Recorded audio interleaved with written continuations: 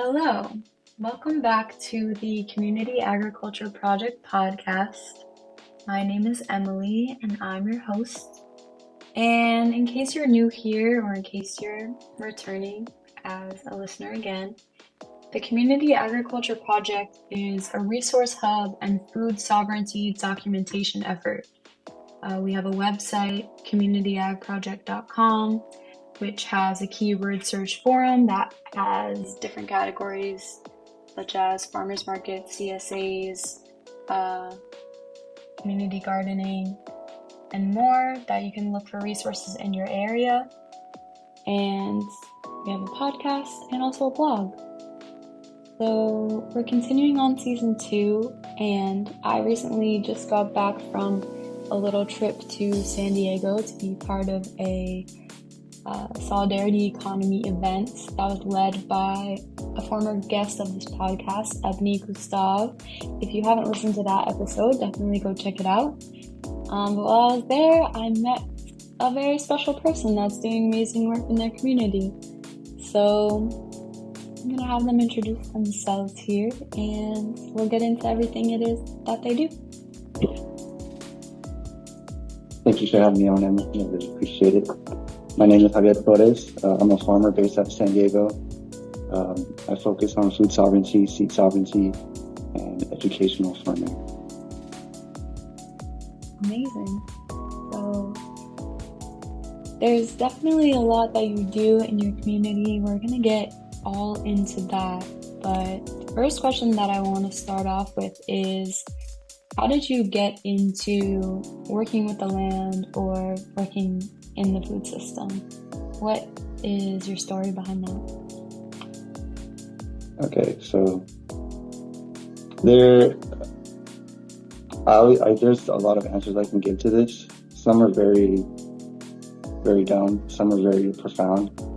The answer that I want to stick with today is my background is I have a quantitative degree in statistics and system data science. I did that at SDSU, San Diego State University. And in my final year, I was doing a bunch of different projects, and I was looking for, I found out that through studying this, that the lens that I viewed the world became abstracted. Car crashes became statistics, people became numbers, interactions just became so mundane, and I was looking for real sustenance and meaning to what I was doing to my life. So I started doing a series of different things, and one of those things was volunteering at a farm, Willow farm down in the Tijuana River Valley. The first day there, I had a cherry tomato off the line, and it blew my mind, and I haven't looked back since. I went there every opportunity I had, asked as many questions as I could possibly ask without bothering people, and I probably did bother people.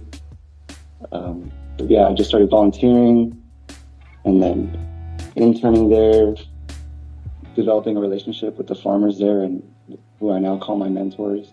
And through those relationships, I got job opportunities. So I was volunteering and working minimum wage farming jobs, and just really I ended up graduating, and then was going 40 hours a week just farming, and I just haven't looked back since. Committed to my life to this, and now I feel that it's my purpose here on earth to educate people on growing food and to learn as much as myself as I can about growing food. Yeah, it's kind of... It's always that cherry tomato that does it for people, I swear. It really is. What was the name of the farm again? It's called Willow Farm and Education Center. Wild Willow Farm and Education Center. Yeah. Nice. Wow. Yeah, I mean, that's quite a story. Thank you for sharing. And so you still work there now? I do not. Okay, so what how did your experience there translate into what you're doing now? Yeah. So the person who was responsible for managing the internship program at Wild Willow, her name is May Picansa, and she had the job that I currently have right now at Seeds at City. Uh, Seeds at City is a urban farm on San Diego City College campus. It serves as the outdoor laboratory for the Sustainable Agriculture Department there. And yeah, she had the job that I had. She was or essentially like my role as a vegetable production farmer, which is basically means I'm responsible for veggie production, all everything that falls underneath that umbrella, but also like volunteer coordinating and basically making sure the farm doesn't burn down. And um, yeah, she had that job. She gave me that opportunity. She gave me a reference. And what I'm trying to get to is that working alongside her gave me a really good idea of how individuals, can make an impact on other individuals and encourage them and empower them to grow and to essentially change their lives and change their perspectives and connect them with their food. So yeah, that's kind of how it influenced me. It really inspired me. She specifically really inspired me to make a change in other people's lives. The Sustainable Agriculture Department at City College, San Diego City College. There's a couple different certificate programs and one associate's transfer degree that you can get. There's a variety of different classes that require what we call service learning. That's where I come in. On the farm, we have different service learning hours, and I engage with students and lead groups of volunteers or students through a series of different farm-related tasks that are necessary to upkeep the farm. And that's kind of where my educational role comes in. I'm technically not educating anyone, but I am leading groups of people, and yeah, they're getting that experience in real time. So what would you say are the types of people that partake in that education? Like, is it people that are interested in working at Seeds at City? Is it people with their own farms? Is it people who are just curious about food? Like, what does that demographic look like? So the reason I really love this job is that there's such a diversity of people that come in there, whether like culturally super diverse and also like demographically. The ages, like we will have people who come in who are 18 and just trying to fill in a requisite class, right? But then we'll also have someone who's 65 and wants to learn how to backyard garden. And then somewhere in between, we have someone who wants to start their farm so that they can supply their own restaurant. And all of those different types of people are a part of Seeds at City and make up that organization. Wow. Okay. So it's like, yeah, it's really just an urban farm hub or just the community at large. It's like centrally in San Diego, like right in the heart of downtown. So we get people from all over the city. Even Tijuana, we'll get people from Tijuana crossing the border just to go and work and learn about growing food. Wow. Wow. Okay. So, yeah, can you describe for the listeners, like, I guess, what are some of those activities that you work with the community on specifically? Like, what are people trying to learn right now? What do people want to learn, and like, what do you guys offer? I think people just want to learn how to grow food. It seems so mystical to a lot of people, but what we offer is like a concrete way where we systematically break it down and we educate you from seed to harvest, what it should look like, so you can apply that into your own life. But like I said, what people are trying to learn varies drastically, whether they want to start their own garden or their own farming operation. or just grow herbs on their balcony. Yeah. They're different objectives. So you can cover the whole gamut of that. That's really important. What was the first like successful crop that you grew? And the first like seed to harvest that was in your experience. That's a very good question. Well, it actually like the cherry tomato was what really put me onto farming, but I always say that cantaloupe was my gateway fruit. Like, Oh wow. I love cantaloupe, and yeah, Me that too. was my first crop that really did it for me.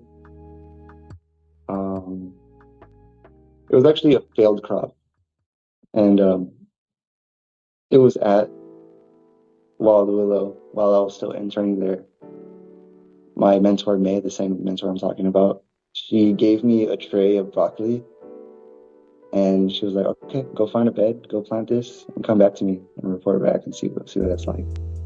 I was like, "Oh, like I didn't think I was ready at all, and I probably wasn't, which is why the crop failed." But just to have that opportunity, it meant so much, like for someone to trust me like that, and to like have that responsibility just for one little bed. Yeah, they gave me a lot of empowerment, even though I failed, for sure. So what would you say was the failure? Just like a really bad crop. No good broccoli herbs. Yeah. No There was a good bunch of broccoli? Johnson grass in that bed, and it just like outcompeted it. Yeah, I feel like based on all the farmers that I've talked to, it's a lot of the times like no failures, but definitely a lot of lessons learned. It's either you win or Yeah. you learn. Yeah. So at what point, I know that you are trying to start a seed bank right now. So at what point in your journey did you decide that that was something that was important to you and something that you wanted to embark on? Yeah, that's a very good question. Um, so this kind of ties into your previous question. The first actually successful crop that I grew that I was super proud about and I felt very connected to was a row of painted mountain corn that was kind of bred to be all red. So it ended up just being like this really cool red corn that we ended up making like Guyana pinta with, and it was this whole thing. A lot of intention behind that crop. I made that soup Guyana pinta, and it fed like maybe like 50 to 100 people at this event that we were having, and I barely made a dent into what the total harvest was. And it just really like opened my eyes to how much nutrition can come from 200 feet of bed space. That really made me want to grow seed. Because if you have that in reserves, and other people are growing that, and they have that in reserves, that's where like these terms sovereignty come in, and like security, and yeah. So that's what really put me on to growing seed. Absolutely. Like, what's the difference between growing seed and just like growing food? For Yeah, people that might not know. that's a great question. That's something that I'm still refining and redefining every season. Historically, agriculture, like people in agriculture, as they were growing, they would grow to eat, right? But they also needed to sustain themselves and grow for something next season. So their crops would look something like, harvest a portion of it, save a portion of it for seed. And that's still the model, if you want to like eat. But if you're trying to produce seed, like exclusively produce seed, that looks like longer times that you're going to have your crops in your beds. It's also going to be like more exclusion practices. Dry seeded stuff, for example, like parsley or carrots, they can't get wet. if they get wet, your whole seed crop is ruined, and you can't harvest at that point either because your carrots are these big hollow monstrosities. So it'll be like a whole total crop failure. But then there's some plants like arugula or like these cut greens where you can harvest once, and then on the second time you can harvest those greens. These are all things that I hope to, show people. It sounds kind of scary, but it really isn't. It's just about like, oh, it's gonna rain next week. I'll put my high tunnel cover over, and that's about it. Put my hoops up. Yeah. So I guess that's what's different from growing vegetables versus growing seed. And I imagine that growing seed, it's definitely something that's going to be hyper localized. Like if somebody's listening and coming from a very different climate, like their process of growing for seed is going to look pretty different. Absolutely. So like in terms of growing for seed, like climate is a factor, and also sounds like what you were saying, every different crop will kind of have a different preference. Absolutely. Yeah, and then and that's like not even talking about like fruit trees and like how you propagate those, and there's a whole other thing there as well. I've definitely seen a lot of organizations, specifically coming out of like LA or even San Diego, that offer fruit tree like pruning and different education courses related to that. Is that something that you guys offer or talk about at the farm? Absolutely. Yeah, I personally just got done with a fruit tree management class at City. I'm in an ongoing process of educating myself, and that class was super informative, and there's still so much to cover. We were talking about temperate deciduous fruit trees and just focusing on that. Citrus kind of falls a little bit into that. They're evergreen, but some of the same principles still apply. But even still, there's still like tropical trees and a whole different like berries and shrubs that can go into that as well. So there's so much. Yeah, that's cool that you just took a class on the fruit tree thing. I definitely personally really want to grow fruit trees, and just in all my experience volunteering on different farms, I'm like, when somebody trusts you to prune their tree, that's like a very big honor. I guess depending on which one, they take a while to establish, a while to bear fruit, and so you don't want to compromise it at all by messing up the pruning. For sure. And like I 100% agree with that. But at the same time, like one of my mentors, he always told me whenever I was like worrying about something or doing something wrong or like whatever, I had anxiety about growing. He always would tell me like, you put something in the ground and it's gonna want to grow. So like if you prune a tree wrong, sure, it's gonna like maybe not produce as well next year, but as long as you learn from it, that's really what matters. And farming is like an inexact science.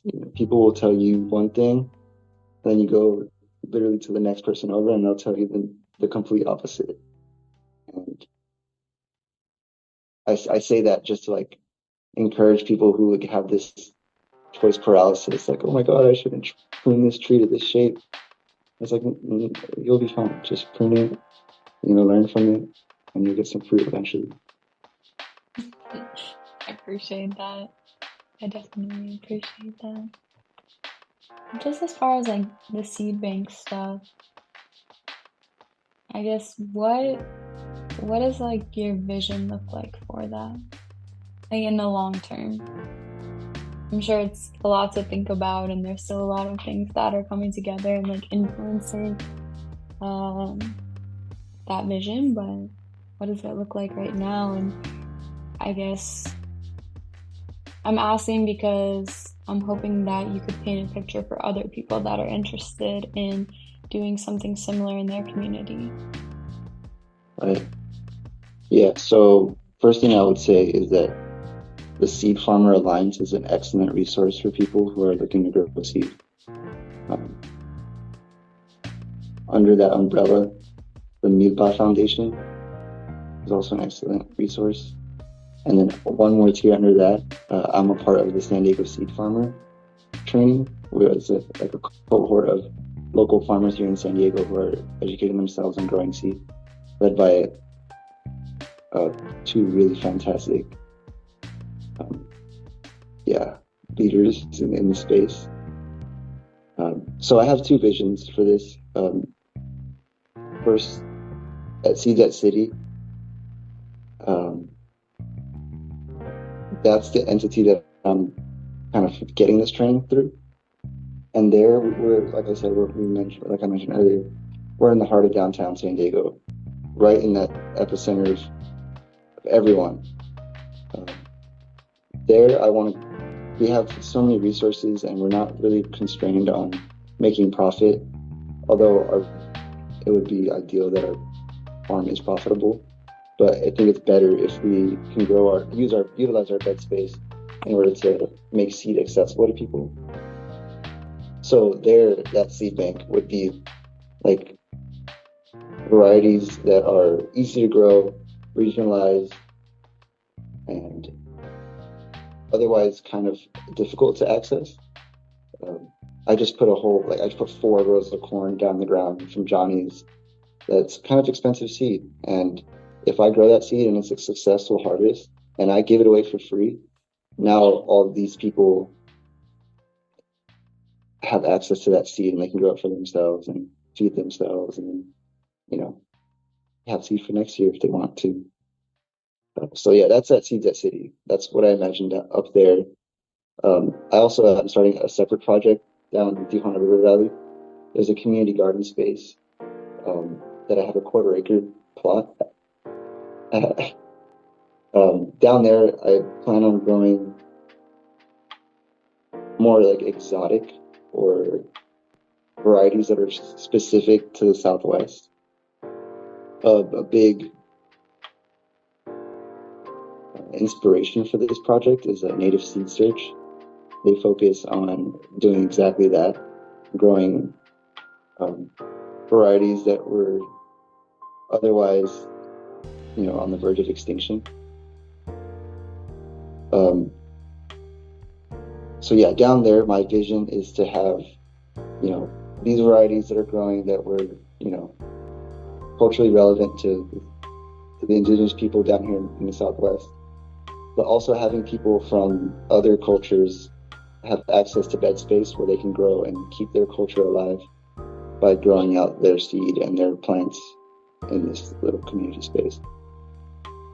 So to summarize, my vision is to have a seed bank in the heart of downtown with accessible, easy to grow seed, but then also in the Tijuana River Valley have space where I'm growing seed that is relevant to the indigenous people of the Southwest, while also allowing people from other cultures to come in and have access to bed space and land access and free water to keep their culture alive. So I was lucky enough to visit the Tijuana River community garden space, and it was really close to the border. I could definitely see the little hills and mountains in Mexico from the garden space, and there were so many really lush and beautiful plots there just outside of the one that we were working in, and it was very active. It seems like a really cool community, like just whatever that community garden space holds.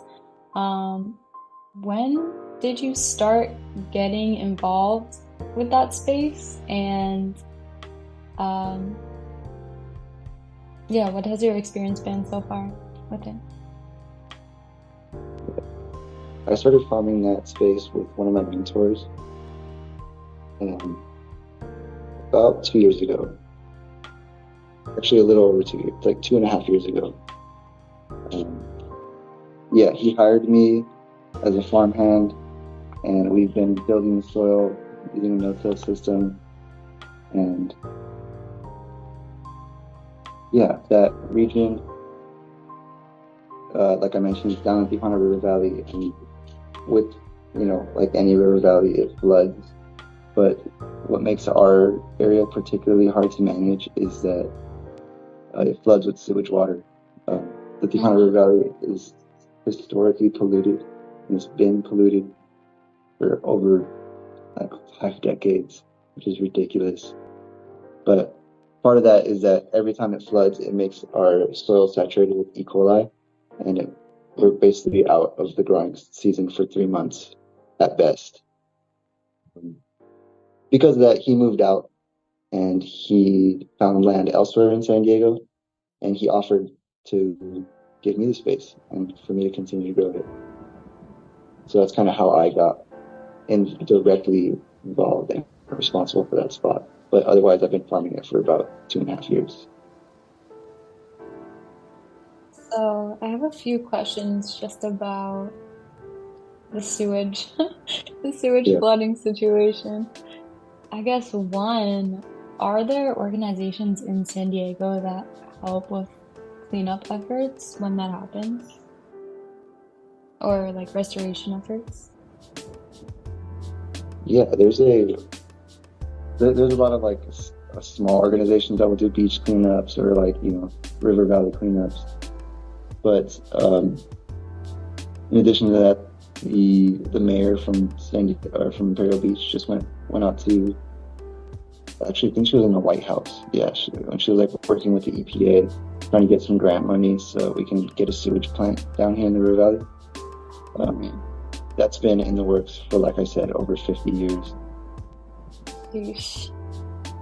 But in terms of like formalized efforts, it happens so often that like I feel like people just gave up and they're just like letting it happen. And yeah, unfortunately, that's the reality. So I guess with that being said, I know that you said it takes about 3 months out of the growing season. Um, what are ways that you imagine innovating around this issue, like using that land for maybe other things during that time, or things that are somehow E. coli friendly, like farming practices? I don't know what other way to say that. Right. E. coli friendly would be like a good marketing strategy for different farm businesses. Yeah, really the only solutions that we have, and actually uh, I'm still working on the logistics of like how this would work, but as far as I know, growing seed in E. coli saturated soil is still fine. So that's excellent use of that space. But if that weren't the case, I would just during that time cover crop, chop and drop, feed the soil during that while I have the opportunity. Yeah, that's really all you can do. Yeah, after you told me about that, I kind of went on a little deep dive just based on what I know about soil remediation and like some of the questions that my brain took me. And like, I always just look into the literature to see what kind of things people are saying, whether they had field experiments or just like lab experiments, because you could test in more of like a lab setting if E. coli is like uptaken by certain plants. And just like, yeah, like the levels of E. coli at different stages of plant, like you said, maybe it doesn't, maybe it's not still detectable once you get to the seed, and it's not something that would get carried over. Um, yeah, definitely looking at uptake and like the half-life of the E. coli in the plant. And when I was reading about it a little bit, it said that one of the main things that help is just like pretty much you want to have conditions where like the E. coli can't survive anymore. So once everything gets dried out and the sun just like really beats down on it, then after a certain amount of days or weeks, it's okay, and which I guess has been part of the cycle happening there for 50 something years. But I guess if anyone's listening and has experience with this and wants to share, definitely reach out to us. Please. Okay, so yeah, it sounds like there's a lot ahead for the community garden space and just different experiments there, and different developments, and that's really exciting because community garden areas like definitely make a lot of this, even just the education, more accessible, um, and just different things that you maybe don't have the space to try, or like kind of like we were talking about before, you're kind of just like scared and you want somebody there to try it with you. Seems like there's a lot of opportunity there. So congrats on the access to the space, and I'm looking forward to see what you do there. Yeah, me too. It's gonna be interesting to see what exactly takes shape there. Yeah, I'm always open to ideas and different models and different templates that people have seen or heard about, and I'm just gonna amalgamate all the ideas and all the experience that I have from all my wonderful mentors into this project, just to serve people and grow. So yeah, thank you for that encouragement. Yeah, I think we definitely covered the part of the question that I usually ask my guests, which is, how does your work influence your community? You definitely have quite an educational role there. And then the second part of the question is, how does your community influence your work? So just as far as that, is there anything else that you want to cover? Yeah, everything I do is to serve the community. One of my mentors, she, again, the same person, May, she's so articulate with the way that she describes her work. And she once mentioned that she farms as an act of service. And I carry that with me every time I'm prepping a bed and sweating in the sun and feel like giving up. Yeah, it's what I'm doing is greater than me. And yeah, in terms of like how my community affects what I do, yeah, that's everything I do is for them, for my community. What are these like sub facets of community? Because like it can really be a general term. So, and like to be a person of service is really, I think, to be connected to those different forms of community. Interesting that you mentioned like micro communities, because on one end I'm like really trying to like make a broad impact, right? Like on the entire San Diego region, have everyone have access to seed and feel empowered to be able to produce their own seed, or at the very least know where to go to learn. But on a micro scale, every time I'm out there with a group of students, that group for that day, we share that space, we share that time, we learn from each other, and like that's the community, like in that moment. And people are starved for that. People enjoy that so much. I personally enjoy that so much.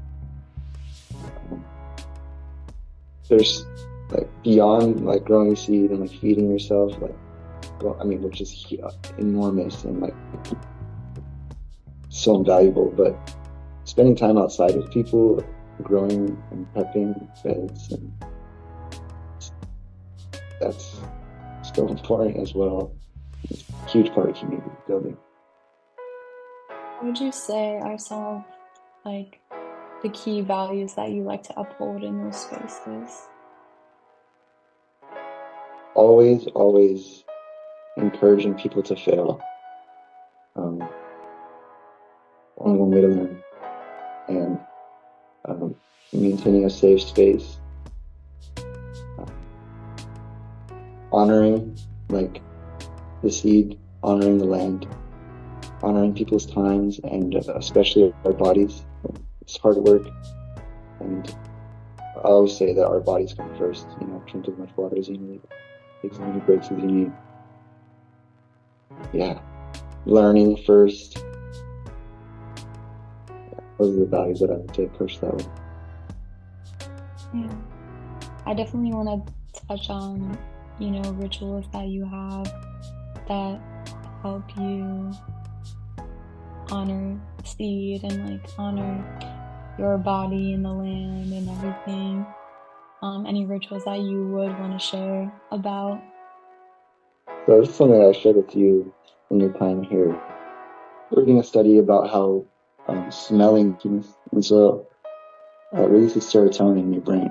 I immediately like made the connection that like that's kind of like when you kiss someone where you whatever like you when you're in love like that's that connection release of serotonin. So I made it a habit to every time I'm leaving my farm, I like to kiss my soil goodbye by smelling my soil, just appreciating it for everything that it gave me because I don't know if I'm going to see it again. Just kind of thinking and reflecting on the day that I worked on it and spent time on it. That's something that I do every time without fail. Yeah. In terms of like other rituals, I say honoring our bodies. It's super important to exercise and keep like a strong core. Farming is hard work, especially on your back, and your core helps you stabilize you and strengthen your back. So I always recommend to people to, first of all, stretch. Stretching is super important, but also like strengthen your muscles. Prepare your body for the hard work that you have to do. I feel like it's not talked about enough, and I just know so many farmers that have like really put themselves out bad. And even myself, I've put myself out lugging things without, preparing my body in the best way. It's so easy to do, especially when you're like so passionate about it. It's like I'm just gonna carry this sack of whatever. The Yeah, stack of soil. For me, I was like carrying soil up like 4 flights of stairs up to my terrace to like start my garden. And yeah, I almost like hurt myself pretty bad. It was a manageable pull of a muscle, but I was like, wow, I'm not untouchable. I had to be careful. yeah. There's nothing like the ocean or earth that will remind you that you're capable of getting hurt for sure. Yeah. One last thing on rituals that I want to say. There's this fantastic book that I would recommend to everybody who's listening, especially people who are listening this far in. Um, yeah, Braiding Sweetgrass by Robin Wall Kilmer. She's fantastic, and her perspective as a plant scientist, but also as an indigenous woman to the Americas, is super enlightening. And one thing that I take from her practice or learn from her perspective is the concept of the honorable harvest. So every time I plant a seed or I harvest from a crop that I planted, I introduce myself to the plants and just try not to extract more than what the plants can take. Remembering that they're entities that, need to live and are giving to us, so we can't just be taking and taking. And that concept kind of relates into my approach into farming as well, in terms of building the soil and not using it as a means to an end to accomplish some kind of goal. Thank you so much for that reminder. I think that's always needed in this space. Yeah, I read multiple books at a time just because I have a lot of interests. And yeah, one book that I'm reading right now is Gathering Moss by the same author. Definitely second that recommendation. Braiding Sweetgrass is amazing. Specifically the audiobook. Because you start speaking in like a native tongue and it's so like it's beautiful. The other thought that I had earlier when we're talking about different communities and specifically so we definitely covered a lot of things today, and I'm so glad that you got to lend us a little insight into your experience and, you know, your journey into working with food and with the lands. Is there any other resources that you want to recommend to people? I love that you were like already sprinkling in resources throughout, like book recommendations and people that have guided you. But do you have any other resource recommendations or parting words for people? Yeah. I mentioned Native Seed Search earlier.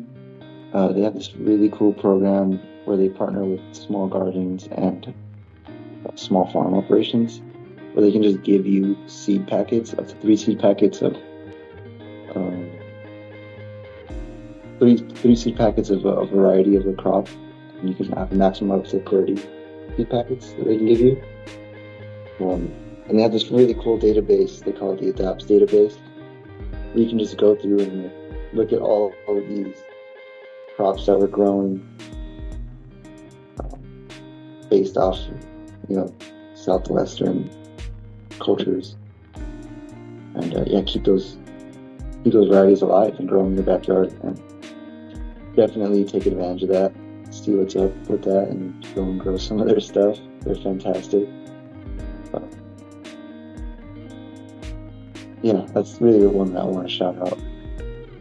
If you're in San Diego, check out Fruit Shed. It's a food distribution hub, the only one in San Diego, right in the heart of the food desert, doing amazing work, offering produce on a sliding scale, super accessible, bunch of learning resources, learning opportunities there. Yeah, Wild Little Farm, where I got my start. Great educational resources. Yeah, I think that's it for now. Yeah, and any parting words for people? Any words of encouragement, last words of wisdom? For anyone who made it out this far, thank you for your commitment. But thanks for putting up with me. But also, keep showing up. The most important thing you can do is just show up. And even if it sucks, even if you don't want to, even if you think no one's looking, no one cares that you're growing whatever you're growing, someone cares, you care, just show up. Yeah. It definitely resonates. So that's much appreciated. Thank you so much for your time, and I'm really looking forward to the work that you're gonna do in years to come. So thanks for all that work that you're putting in. Thank you for having me on. Really appreciate it. Appreciate your time. Appreciate everyone listening this time. So that is another episode of the Community Agriculture Project podcast. Thank you so much for tuning in. And we have a lot more in store for you with the podcast and the project as a whole. Stay tuned. Reach out to us if you have any questions. communityagproject@gmail.com. There's also our Instagram, Community Ag Project, where you can find some posts of other things that we've been up to. We'll talk soon. Peace.